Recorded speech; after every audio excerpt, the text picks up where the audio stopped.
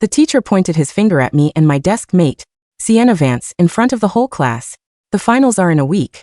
What was the point of stealing the mock exam papers? Tell me who was the mastermind in my previous life. I immediately raised my hand and took all the blame. When I got home, my father beat me so hard I couldn't walk for a week. But I thought I had won the girl. We went to the same university, got married right after graduation and had a daughter. I spent 30 years believing I was the luckiest man alive. I never expected that on my daughter's wedding day, when I showed up as the father of the bride, I would be kicked out of the venue. Sienna and my daughter looked at me with pure disgust. You have no right to be here. Jensen Blake is my real father. My daughter spat. Sienna looked at me with eyes as cold as ice. You were drunk last night and already signed the divorce papers. House and the company are mine. Now, you're leaving with nothing. Don't ever show your face near us again. I walked away in a daze, my mind spinning, only to be crushed by a speeding truck. When I opened my eyes again, I was back at the moment it all started. This time, I looked the teacher straight in the eye. Sienna was the mastermind. She took the papers and I didn't even look at them. My recent high scores are the result of my own hard work. Sienna probably thought I would play the hero again. She blurted out instinctively, "Teacher, don't blame Leo Miller." Wait, what did you just say?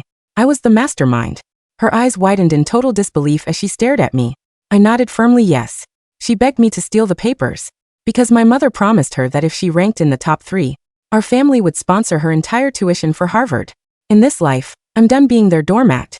While Sienna was still stunned, I continued. She wasn't the only one who saw the papers.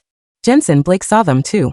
If you don't believe me, teacher, give the 3 of us a new set of questions right now. Sienna's tears began to fall. Instantly started sobbing uncontrollably. Teacher, forget it. If he says it was me, then it was me. I'm just a poor girl with no status. No one will ever believe me anyway. She turned and ran out of the classroom, crying her eyes out. The classroom erupted. My classmates started pointing fingers at me. Leo Miller, you're a monster. You've been at the bottom of the class for years. No one believes you suddenly jumped to the top 10. You definitely stole those papers. Exactly. Sienna is so sweet and vulnerable. How could you hurt her like that? I'm ashamed to even sit in the same room as you. Your lie doesn't even make sense. Sienna is a straight-A student. Why would she need to steal anything? Do you think we're idiots? I ignored their barking and looked at my teacher. Do you believe me? His face turned dark, and he slammed a textbook against my chest. Leo Miller, call your parents right now. Not only are you throwing dirt on a young girl, but you're also framing a student from another class. You're a sociopath in the making. I won't let you get away with this. I need to have a serious talk with your father about how he raised such a delinquent. It was my turn to be shocked. No matter how I explained, the homeroom teacher refused to listen. Even the other teachers in the office joined in, taking turns to lecture me about integrity. I eventually shut my mouth and just stood there, waiting for my dad to arrive. Soon, my father walked in with my mother trailing behind him. The moment they stepped through the door, tears I couldn't control streamed down my face. I ran up and hugged my dad tight. Dad, Mom, I missed you guys so much. My dad turned red and pushed me back. My mom didn't know why I was crying, but she reached out and wiped my tears, her heart aching for me. The teacher gave them a summary of my crime. Before my dad could say a word, I held out my hands. Dad just hit me? I deserve it. My dad froze. His hand didn't move. Instead, he asked in a low, dangerous voice, "Tell me your version, exactly what happened." So I told him everything from the beginning to the end. Suddenly, Sienna burst into the office sobbing. She threw herself in front of me as if protecting me. "Mr. and Mrs. Miller, please don't hit him. Punish me instead. I was just so desperate to go to college and get the scholarship that I lied." My heart skipped a beat. Why did her attitude change so fast? Then Jensen Blake rushed in, grabbing her arm and shouting, "Sienna, why are you taking the fall for him? I don't care how close you are. You shouldn't ruin your reputation for this loser." But in the next second, Sienna actually kicked him hard in the shin. "Get away from me. This is none of your business. Mr. Miller, I'm serious. I made Leo do it. Please don't hurt him." I was stunned. A ridiculous thought flashed through my mind. To my surprise, my father coldly interrupted the drama. "Enough. Stop the show. When did I say I was going to hit my son? Are you trying to provoke a fight between us?" Sienna was speechless. "No, sir. My dad waved her off. "Whatever. Whether you get punished is the school's problem. You don't need to tell me." "Mr. King," my dad said, looking at the teacher, "I believe my son. If you're going to pin this on him without a proper investigation, then let's go to the principal's office. Or maybe the Board of Education." My eyes welled up again. I was moved. Mr. King didn't expect my dad to be so aggressive. The sudden shift in my dad's attitude left the teacher stuttering and awkward. The English teacher stepped in to play peacemaker. This is a big accusation. Maybe we should let the school investigate thoroughly before we assign blame. The kids go back to class for now. The homeroom teacher took the exit strategy and nodded. Before leaving, I turned to my dad. Dad, I don't want to stay for classes today. Can I go home with you? He actually agreed. He signed me out right in front of the teacher and took me home. When we got home, my mom cooked a huge feast. My dad even let me have a beer with him. I asked him, Dad, why did you believe me? He glared at me. I know my own son. If you were going to steal exams, you would have done it years ago, instead of being at the bottom of the rankings for 4 years. I'm a Miller. I can scold my son all I want, but I'll be damned if I let some stranger frame him. I cried again, feeling the weight of his love. While we were enjoying our family time, there was a knock on the door. It was Sienna. She walked in, saw the feast and habitually tried to sit next to me. Then she looked at my mother expectantly. My mom didn't get up to get her a plate or silverware this time. Seeing that none of us were moving to welcome her, her eyes filled with tears. Mr. and Mrs. Miller, I'm so sorry. I know you're mad at me. Came here to explain everything. Jensen was a middle school classmate. His dad really is a monster, and I just had too much sympathy for him. I swear I didn't look at the stolen papers. My rank was earned fairly. My dad kept drinking in silence, his face unreadable. My mom smiled politely. Sienna, dear, this is a private family dinner. It's not a good time for guests. Why don't you come back another day? The tears started streaming down her face. She looked like a wounded puppy, grabbing my arm. Leo, I messed up. Please forgive me. Can we talk? My dad slammed his glass on the table. Leo, if you step out that door with her, don't bother coming back for dinner. You can stay hungry. I stood up and gave him a look. Dad, don't worry. I've got this. I led Sienna out of the house. Once we were outside the apartment building, she hesitated for a long time, acting shy. I snapped. If you have something to say it. Stop wasting my time. She looked at me with watery eyes. Leo, why are you being so cold? You said you liked me. You even kissed me the other day. Then she asked cautiously, Did you remember something? I knew it. He was testing to see if I had been reborn too. I couldn't let her know, not yet. I pivoted, putting on a gentle smile, and taking her hand. Sienna, no. I still like you. I still want to marry you and give you a great life. Then why were you like that? Inside, I'm just ashamed. I sighed. My grades are trash. I'll probably end up in some low-tier community college. You're going to an Ivy League. I can't hold you back, I continued. We won't even be in the same city. It's better to end it now than to suffer later. No, I'll go to community college with you. She cried. Don't be silly. If you have the grades for Harvard, but choose a local college, your mother will be devastated. It's fine. I'll just intentionally fail my SATs. I'll tell my mom I was sick. During the test, I flashed a huge grin and kissed her on the cheek. You're so sweet. Love you. So about my tuition, don't worry. My family will handle it. What she didn't know was that starting the next day, I stopped going to school. I vanished from her life. My dad agreed to my request and paid a fortune to enroll me in a top-tier, high-intensity boot camp for the SATs. I had only one goal, Harvard. I couldn't wait to see the look on her face when she held her community college rejection, while I held my Harvard acceptance letter. For the next 6 months, I became a ghost. The boot camp my father enrolled me in wasn't just a school. It was a sensory deprivation tank for anything unrelated to passing the SATs and getting into an Ivy League. Located 3 states away, it required a complete surrender of electronics. No smartphone, no social media, no contact with the outside world except a 15-minute landline call to my parents on Sunday evenings. It was exactly what I needed. Every time my eyelids grew heavy over a calculus textbook at 2 a.m., I didn't just splash cold water on my face. I closed my eyes and let myself feel the phantom weight of the speeding truck shattering my ribs. I let myself hear the cold, venomous voice of the daughter I had raised for 30 years telling me I was nothing. I saw Sienna's glacial eyes. That visceral, suffocating rage was better than any caffeine. It fueled me. Through the grapevine of my Sunday calls, my mother occasionally gave me updates on the hometown drama, thinking it was just harmless gossip. That Sienna girl came by the house 3 times. My mom said over the crackling line during month 2. Brought some cheap fruit baskets. Kept asking where you transferred. Your father told her he'd call the cops for trespassing if she stepped on our porch again. Good, I replied, staring at the concrete wall of my dorm. What about her grades? Oh, it's a mess, Leo. I heard from Mrs. Gable at the grocery store that Sienna's grades tanked. She's barely passing. Her mother was screaming at the principal's office last week. Apparently, the girl is claiming she has test anxiety. And she's spending all her time with that Jensen boy. They both look like they haven't slept in weeks. I smiled into the receiver. Test anxiety. No, she was doing exactly what I had manipulated her into doing. Sienna, terrified that I was a reborn variable who might ruin her life, had swallowed my bait hook, line and sinker. She believed my fake confession of love. She believed I was going to fail, stay local, and pay for her tuition at a community college while she pretended to be a martyr for our love. In her greedy, twisted mind, she was securing a sugar daddy. She thought she was playing 4D chess. Keep the doors locked, Mom, I said softly. I'll be home for the exams. When the SATs finally arrived, I didn't feel nervous. I felt like an executioner stepping up to the block. The hours blurred into a symphony of scratching graphite and turning pages. When I put my pencil down, I knew. The hours of blood, sweat, and trauma had paid off. Results day fell on a suffocatingly humid Tuesday in late June. I hadn't told anyone I was coming back to town, not even my parents. I walked into the lobby of my old high school to pick up my official transcripts. The halls smelled of floor wax and teenage desperation. As I stood by the administration window, a voice behind me gasped, "Leo." I turned slowly. Sienna stood there. The past 6 months hadn't been kind to her. The effortlessly perfect, straight-A sweetheart aura was gone. Her hair was frizzy, her clothes looked unwashed, and there were dark circles under her eyes. When she saw me, her face lit up with a manic, desperate relief. She practically threw herself at me, wrapping her arms around my torso. "Leo. Oh my God, where have you been? I tried calling, I went to your house. Your dad was so mean to me. I was so worried." I gently, but firmly, peeled her hands off my shirt. "My dad sent me to a troubled teen camp." I lied smoothly, keeping my face blank. "No phones allowed. Just got out."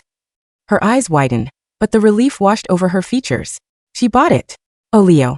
I'm so sorry. But it doesn't matter now. Look."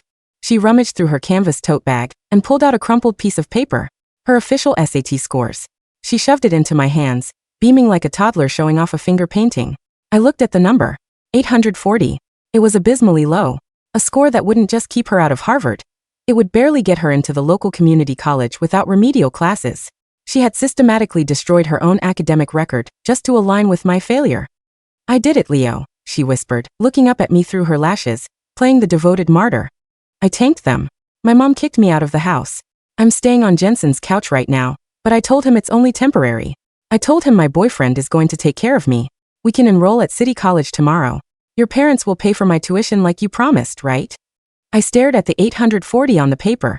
A laugh bubbled up in my chest. It started as a chuckle and grew into a full, echoing laugh that bounced off the lockers. Sienna's smile faltered. "Leo? What's funny?"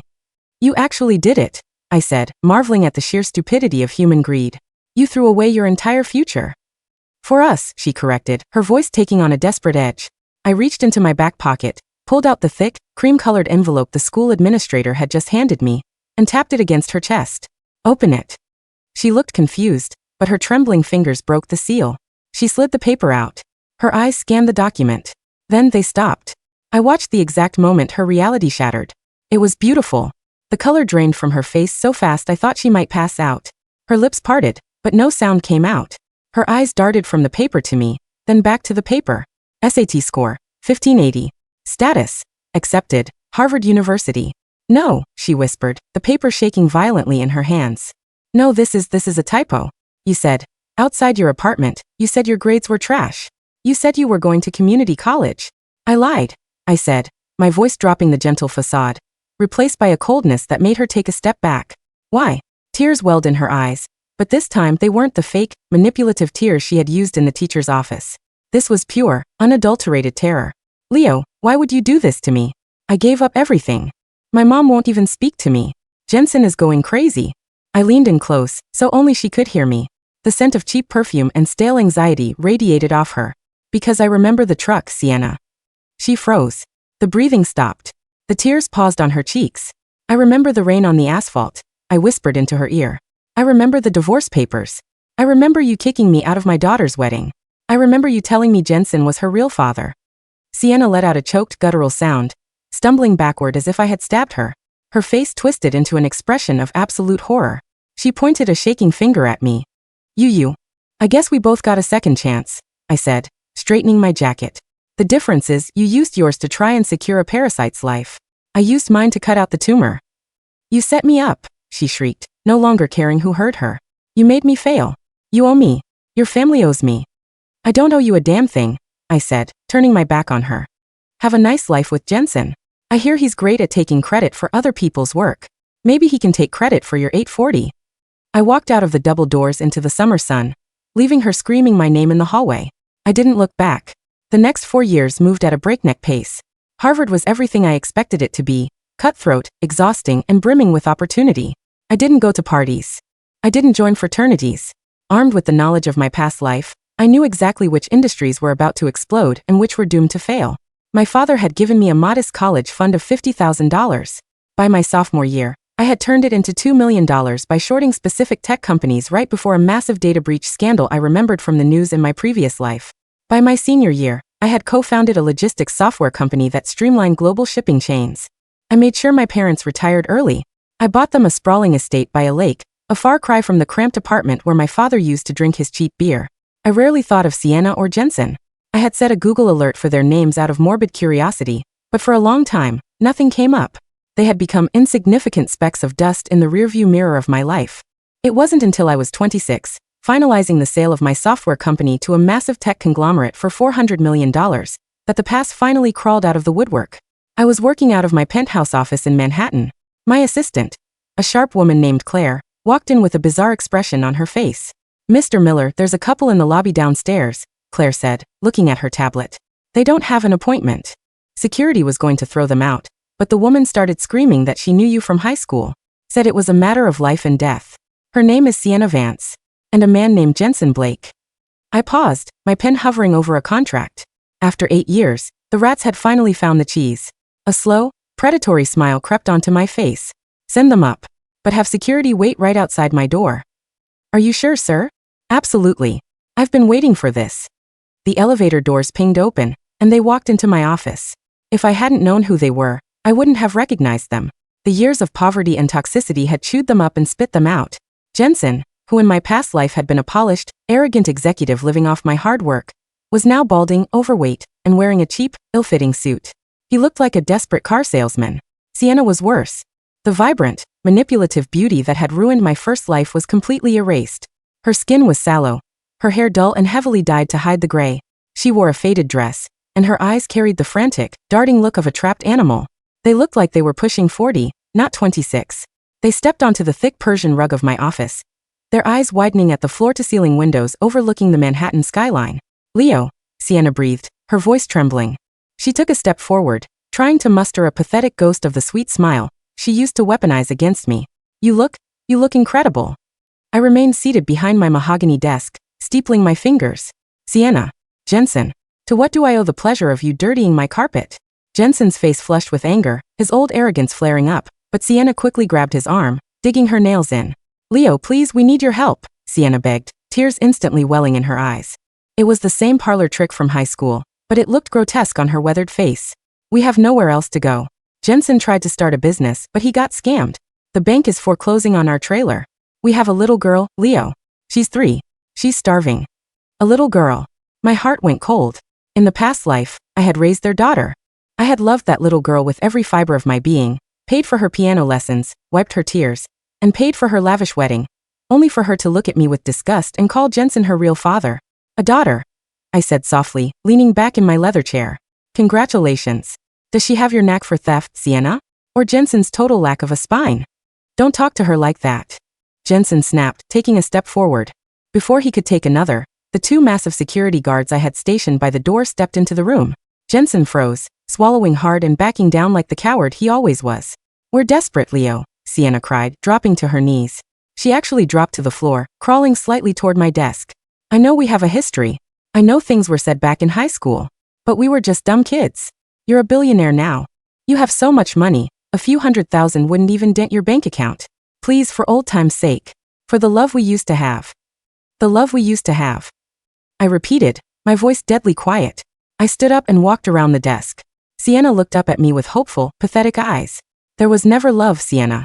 There was a parasite, and there was a host. And then, there was the moment I woke up." I crouched down so I was eye level with her. "Do you know what I did after I left that high school hallway?" I asked. "I watched you. Not closely, but enough. I watched you 2 fail out of community college, because Jensen was too busy drinking, and you were too busy blaming everyone else.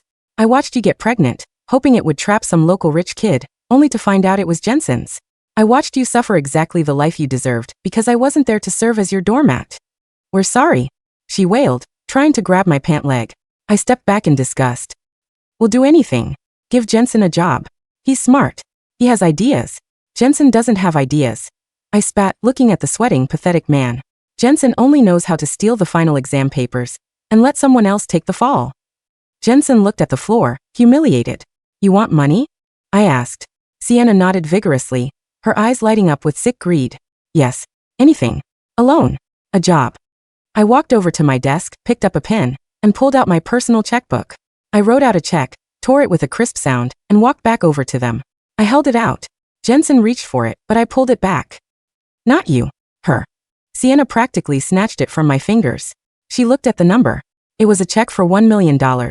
Her jaw dropped. She began to hyperventilate. Leo, oh my God.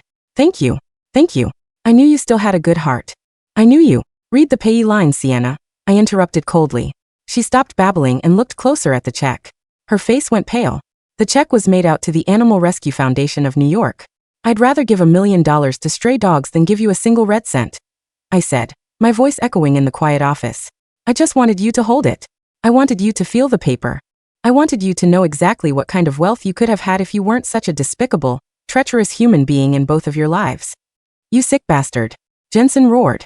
He lunged at me. He didn't make it halfway. The security guards grabbed him, slamming him face first into the hardwood floor, pinning his arms behind his back. He screamed in pain as his nose bled onto the pristine wood. Sienna stared at the charity check in her hands, her mind completely breaking. She began to tear her hair, screaming, a high-pitched, wailing sound of a soul that realizes it is trapped in a hell of its own making. I looked down at them, feeling absolutely nothing. No anger. No sorrow. Just the clean, sterile feeling of cauterizing a wound. Take them out. I told the guards.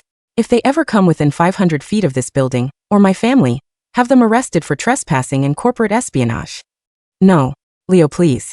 Sienna screamed as the guards hoisted Jensen up by his belt and grabbed her by the arm. You can't do this. We have nothing. We have nothing. As they dragged her toward the elevator, kicking and thrashing, I walked over to the door. I looked her dead in the eyes, ensuring she saw the utter lack of mercy in mine. I gave her back the exact words she had given me in my past life, right before the truck hit me. You have no right to be here, I said, my voice cutting through her screams like a scalpel. You're leaving with nothing. Don't ever show your face near me again. The elevator door slid shut, cutting off her wails. Silence returned to the penthouse. Claire, my assistant, peeked her head in, looking slightly alarmed. Mr. Miller? Are you all right? I looked at the scuff marks on the floor where Jensen had been pinned, then out the window at the sprawling, infinite city. The heavy, invisible chain that had been wrapped around my chest since the moment I woke up in that classroom all those years ago finally snapped. I took a deep breath. The air tasted cleaner. I'm perfectly fine, Claire, I said, smiling genuinely for the first time that day. Could you call housekeeping to clean the floor? And then, cancel my afternoon meetings. Cancel them, sir? Is there an emergency? No, I said, grabbing my suit jacket. It's my dad's birthday. I promised my mom I'd fly back early to help her set up the barbecue. I'm going home. As I rode my private elevator down to the street level, I didn't think about the past anymore. The nightmare of the first life was dead and buried, crushed under the weight of my success. Sienna and Jensen would spend the rest of their miserable lives rotting in the prison of their own choices, forever haunted by the ghost of the billionaire they tried to play. I stepped out into the bright Manhattan sunlight. A sleek black car was waiting for me. I had won. Not just the money, not just the revenge, but the right to a life that was entirely, unapologetically mine.